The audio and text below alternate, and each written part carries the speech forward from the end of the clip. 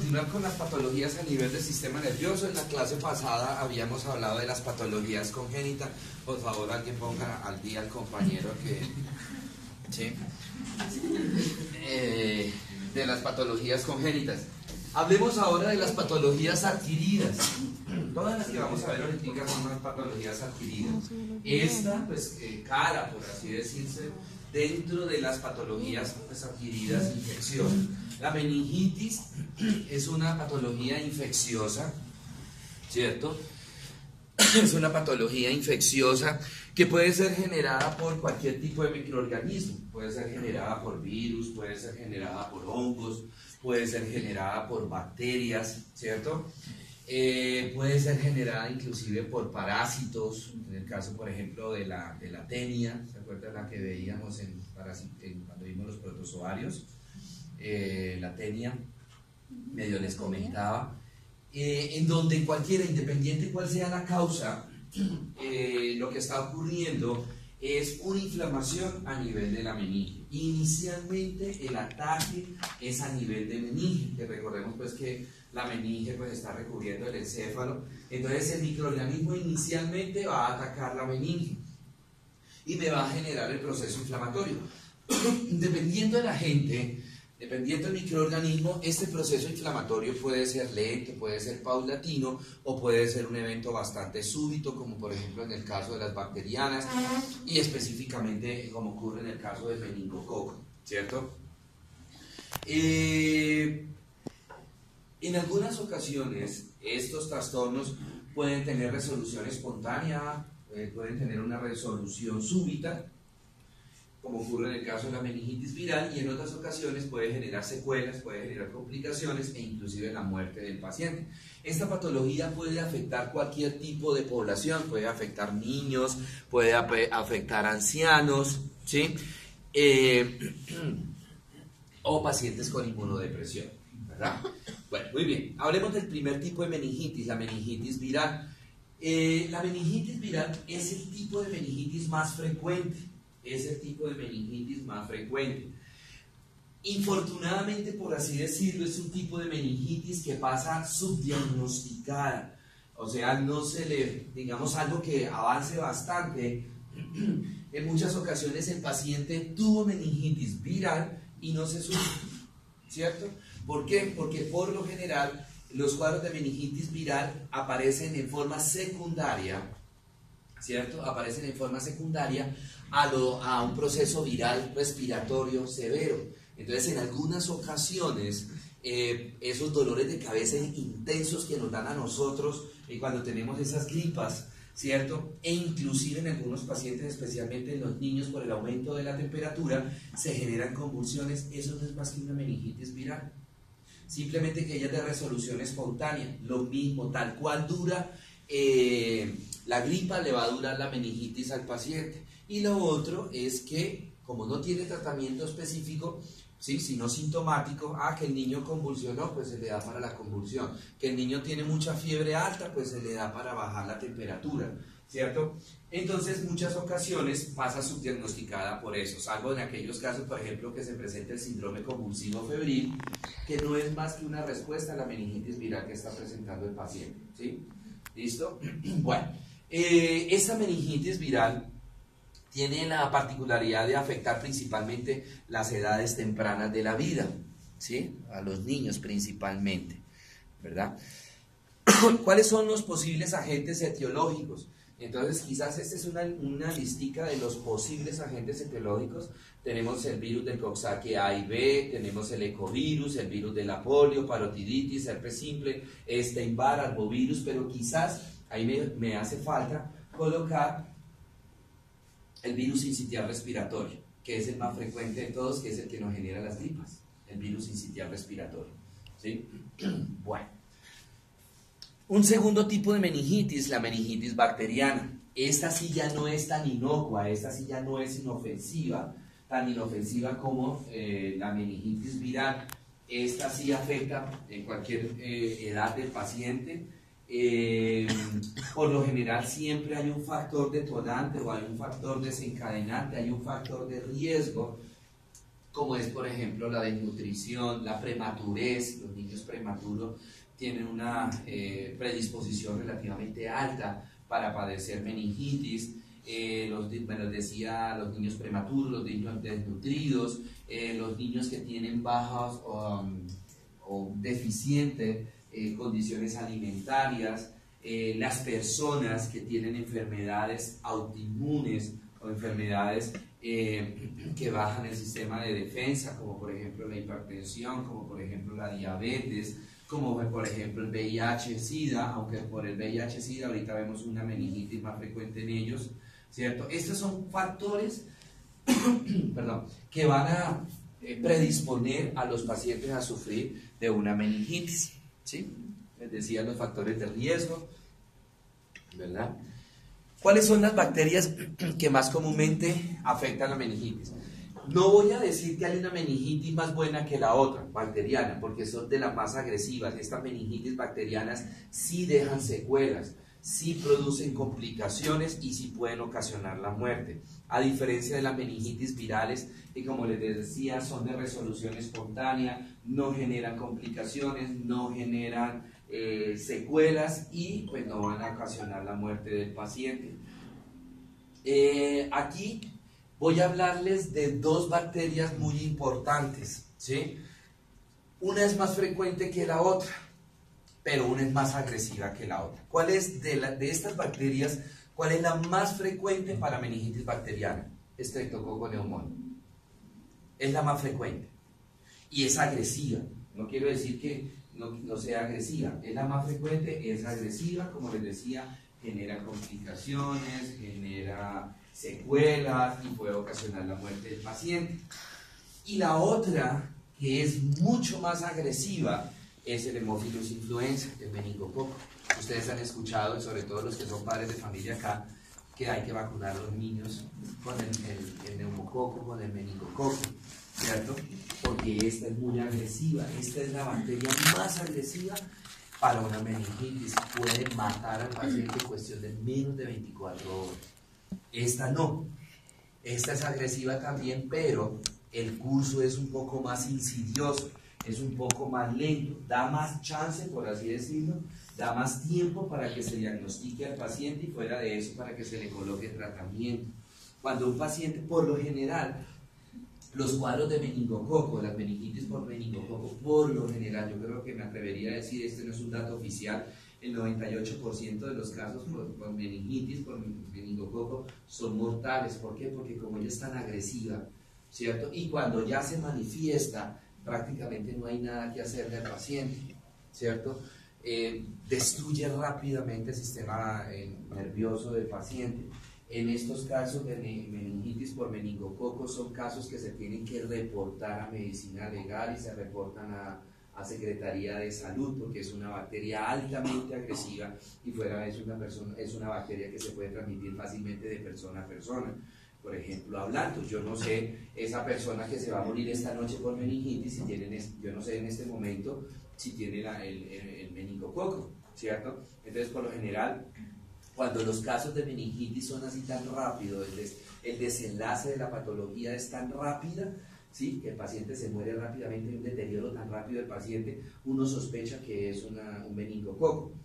Y entonces todas las personas que estuvieron en contacto con ese paciente quedan en vigilancia epidemiológica, ¿cierto? Especialmente pues los de su núcleo familiar, las personas que vivían con él, las personas de su entorno social, las personas de su entorno laboral, las personas de su entorno académico, por así decirlo. Si de pronto es un niño en el colegio, todos ellos quedan en vigilancia epidemiológica. Se les mira a esas personas que quedaron en vigilancia epidemiológica el esquema de vacunación que tengan vacunado contra el meningococo. Gracias a Dios, ya se ha ido disminuyendo la mortalidad debido a que dentro del PAI, dentro del esquema de vacunación de aquí en Colombia, es obligatorio, por así decirlo, el meningococo. Y en los viejitos también. Esos son las dos edades de más prevalencia para meningococo, los extremos de la vida, los niños y los ancianos. Entonces, por ejemplo, ustedes también han visto que los ancianos, después de determinada edad, también hay necesidad de vacunarlos contra el meningococo. Entonces, eso ha hecho que la tasa de mortalidad por meningococo esté disminuyendo sustancialmente, afortunadamente, ¿cierto? Primero por lo agresiva de la enfermedad, que vuelvo a reiterarles, en la gran mayoría de los casos, por no decir el 100%, es mortal la enfermedad. Y segundo, por la facilidad, es una enfermedad infectocontagiosa que se transmite muy fácilmente. En los casos, por ejemplo, cuando se sospecha de un caso por meningococo, entonces, bueno, todas las personas, por ejemplo, la parte de medicina legal, tienen que usar equipos especiales para evitar de pronto el tener en contacto con el ambiente, tienen que utilizar escafandra, ¿sí? Normalmente cuando una persona muere, fallece, pues sí, ellos se ponen que guantes, es uniforme blanco, botas y todas esas cuestiones para realizar el levantamiento del cadáver, pero con este paciente tienen que extremar mucho más las medidas, tienen que utilizar doble protección, doble uniforme, doble uniforme, ¿cierto?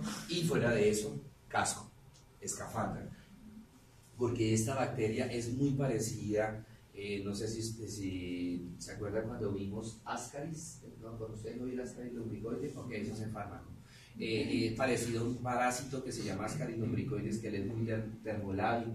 Cuando él siente frío porque la persona se murió, ese parásito se solla, ¿sí? Y empieza a buscar salida, y usted ve que a esos pacientes les sale el parásito por las orejas, por los ojos, por la nariz, por la boca, por cualquier orificio natural que él encuentre, empieza a salir. Aquí pues no es que salga la bacteria así, pero sí, entonces la bacteria tan pronto, ella también es termolábil, cuando siente disminución, que va a estar disminuyendo gradualmente la temperatura, entonces ella inmediatamente empieza a salir, y por eso se puede transmitir a través del ambiente. Entonces a estos pacientes, cuando se sospecha que murió por meningococo, el cajón se entrega sellado y no se deja hacer velación, sino que se tiene que cremar inmediatamente. O sea, la funeraria o medicina legal entrega el cuerpo y ese cuerpo hay que llevarlo inmediatamente a cremar.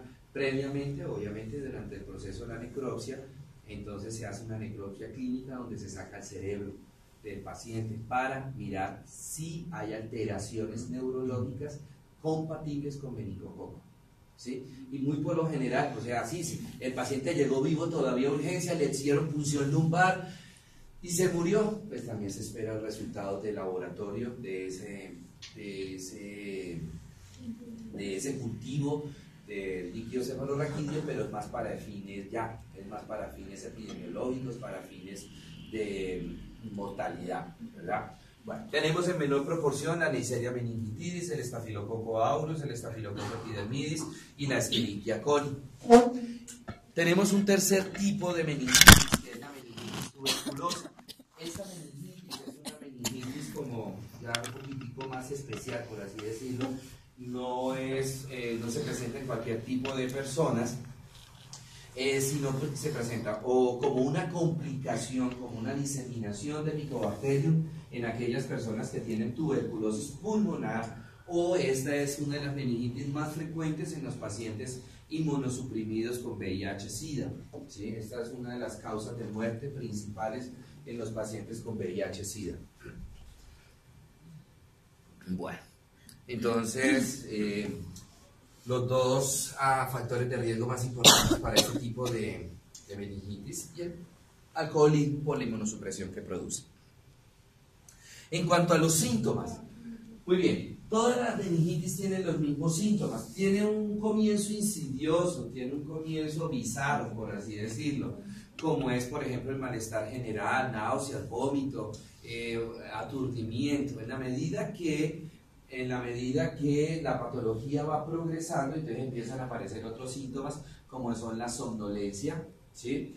La cefalea, que en los pacientes con meningitis, la cefalea tiene una distribución, inicialmente una distribución especial, es una cefalea frontal o retroorbitaria, ¿sí? Duele solamente esto o detrás de los ojos. Posteriormente, en la medida que el proceso se va instaurando mucho más en forma severa, la cefalea va a cambiar y ahorita les explico cómo. Va a haber fotofobia, que es característico pues de la meningitis, alteraciones de la conciencia. confusión, estupor, la rigidez de cuello también es característico en estos pacientes y empieza a aparecer unos signos que son característicos de la meningitis, que son dos signos que se llaman Kernig y Brudzinski. La maniobra de Kernig, entonces tenemos el paciente de cúbito supino y yo le levanto una pierna. Al levantarle yo la pierna se aumenta la presión dentro del canal raquídeo, se transmite al cerebro o a la parte del encéfalo, se aumenta la presión intracraniana y suceden dos cosas. Primero, que se exacerba el dolor de cabeza, pero se exacerba de una forma brutal, es decir, el paciente siente en ese momento como que le estuvieran arrancando el cerebro y el paciente grita del dolor. Y segundo, en forma instintiva, sin que nadie le diga, la otra pierna el paciente la recoge, como para disminuir, mitigar un poquitico la hipertensión que se está generando a nivel del canal raquídeo. Y eso es un Kernig positivo. La maniobra de Brudzinski es muy parecida a pacientes de cúbito supino. Entonces lo que hago es una flexión de la cabeza, tratando de que el mentón del paciente toque el pecho, y en ese momento lo mismo, se aumenta la presión intracraneal que se transmite, aquí es lo contrario, se aumenta inicialmente la presión intracraneal, se transmite por el canal raquídeo, ¿cierto? El paciente se le exacerba el dolor de cabeza y el paciente instintivamente recoge las dos piernas. ¿Sí? Bueno. Las convulsiones, que son muy característicos en los pacientes con meningitis, ¿cierto? Una de las complicaciones que presentan los pacientes con meningitis, especialmente las meningitis bacterianas, es que se produce una labilidad a nivel de los nervios periféricos. Los nervios periféricos de estos pacientes, a medida que va transcurriendo la enfermedad, se tornan más hiperpolarizables, es decir, se van a despolarizar más fácilmente, se tornan muy excitados esos nervios, con cualquier estímulo se despolarizan esos nervios y entonces ellos responden ante cualquier estímulo. ¿Qué significa esto? Entonces, ante un ruido, los nervios periféricos se excitan y se van a despolarizar fácilmente. Ante el tacto, también sucede lo mismo. Ante cualquier estímulo externo, los nervios van a estar fácilmente hiperexcitables y van a responder a esa hiperexcitación. Significa que se van a tornar despolarizables muy fácilmente. ¿Y esto en qué se traduce? Que convulsionan fácilmente ante cualquier estímulo. Entonces, por ejemplo, a los pacientes, si yo les enciendo la luz, convulsionan. El timbre de voz de nosotros, convulsiona. Si yo llego a tocarlo, el paciente convulsiona. ¿Sí? Ante cualquier estímulo, el estímulo por más sencillo que ustedes se imaginan, el paciente convulsiona. Cuando los pacientes llegan a esta fase, son pacientes que hay que aislarlos. Las personas, obviamente se les limita, se les restringe la visita, y las personas que ingresan tienen que ingresar con mucho silencio, porque, vuelvo a reiterar, cualquier ruido por fuera o externo que sea, los hace convulsionar. Entonces ellos, se produjo la despolarización, pum, vino la convulsión, imaginemos la fibra muscular así, entonces se produjo la convulsión, se recogió, ¿cierto? Y empieza la polarización, o sea, la membrana en reposo, y viene otro estímulo. Fíjese que donde empecé yo, la fibra muscular donde estaba, se contrae, se empieza a relajar, se polariza, y viene otro estímulo, mire dónde empezó, ya no acá, sino acá. Es decir, que con ellos, en la medida que van convulsionando la fibra muscular, como no se deja polarizar, sino que inmediatamente viene una nueva despolarización, la fibra muscular se va acortando cada vez más. Entonces, ¿qué le va pasando a estos pacientes? Lo primero que se empiezan a recoger son los músculos paravertebrales. Entonces empieza el paciente, esa contracción empieza a arquear el paciente, lo va doblando al paciente, y el paciente queda así, ¿sí? El paciente queda literal, solamente en mi vida he visto un opistótonos, eso se llama opistótonos, y el paciente queda apoyado entre el cuello y el talón, nada más, arqueado completamente. Y se llama opistótonos o posición en gatillo de fusil. Por lo general ya es la fase terminal de la enfermedad, ¿cierto?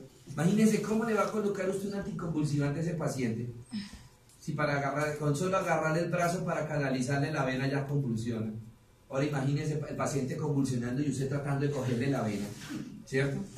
Por eso es mortal. ¿Sí? Bueno, el diagnóstico, entonces, lo más característico es hacer un estudio del líquido cefalorraquídeo. ¿Sí? Un estudio del líquido cefalorraquídeo, se hace una punción lumbar y se le mira las características al líquido cefalorraquídeo.